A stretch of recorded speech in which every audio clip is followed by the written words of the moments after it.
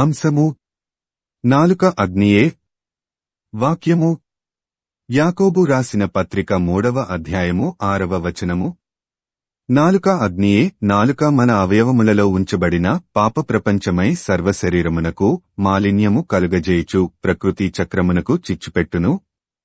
ప్రభువునందు ప్రియులారా, నేటి వాక్యమును ధ్యానించుకుందాము. మనుష్యుల మధ్యలో శాంతి, సమాధానాలు, నెమ్మది, సంతోషము ఇవన్నీ తొలగిపోవడానికి ముఖ్య కారణమైనది నాలుక. బయటకు కనబడని నాలుక కుటుంబాలను సైతం కనుమరుగు చేయగల శక్తివంతమైనది.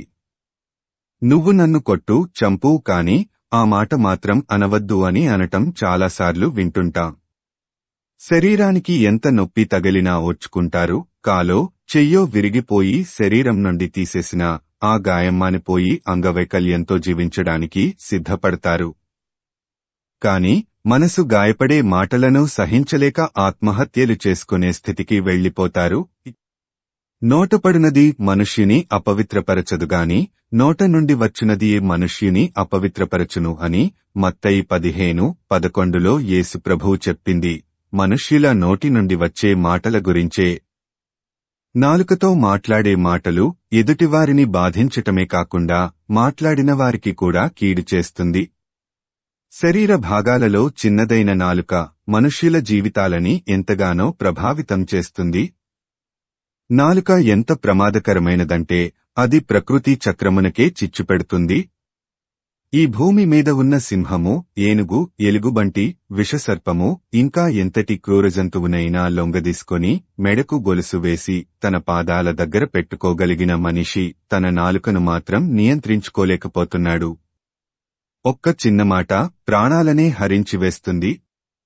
ఎవరో ఏదో నొప్పించే మాట అన్నారని ఆత్మహత్యలు చేసుకుని ప్రాణాలు తీసుకున్న సంఘటనలు లేదా హత్యలు చేసిన సంఘటనలు మనకి తెలుసు. ప్రాణాల కంటే ఒక చిన్న నొప్పించే మాట చాలా శక్తివంతమైనది. కొట్లాటలకి, హత్యలకి, చివరికి దేశాల మధ్య యుద్ధాలకి కూడా కారణమయ్యేది నాలుకే. ఒక మనిషి నోటి నుండి వచ్చే మాట మనుష్యులను చంపుతుంది, అలాగే జీవింపజేస్తుంది. మృదువైన మాట క్రోధమును చల్లార్చును, నొప్పించు మాట కోపమును రేపును అని సామెతలు 15:1లో వ్రాయబడిన ప్రకారం నెమ్మదికి, అలజడికి నాలుక కారణమవుతుంది. గర్విష్ఠుల నోటి నుండి మృదువైన మాటలు రావు. నాశనమునకు ముందు గర్వము నడుస్తుంది. ఎందుకంటే గర్వముతో పలికే మాటల వలన వారికి నాశనము ప్రాప్తిస్తుంది.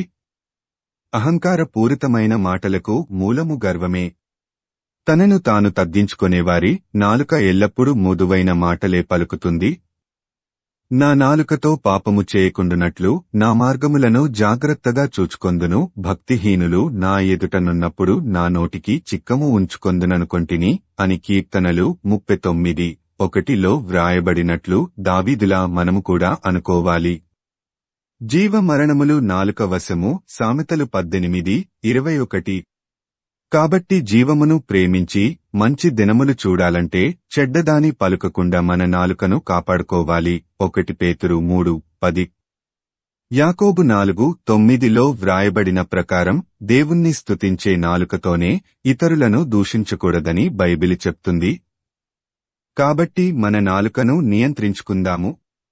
మన హృదయములో దేవుని వాక్యమును భద్రము చేసుకొనుట ద్వారా ఎగిరెగిరి పడే నాలుకను కట్టడి చేయవచ్చును.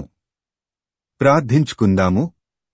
ప్రభువా, ఈ లోకంలో మేము జీవించినంతకాలము అగ్నివంటి మా నాలుకను మేము కాపాడుకుంటూ నీకు ఇష్టమైన జీవితం జీవించేలా మాకు సహాయం చేయమని యేసయ్య నామమున అడుగుతున్నాము తండ్రి.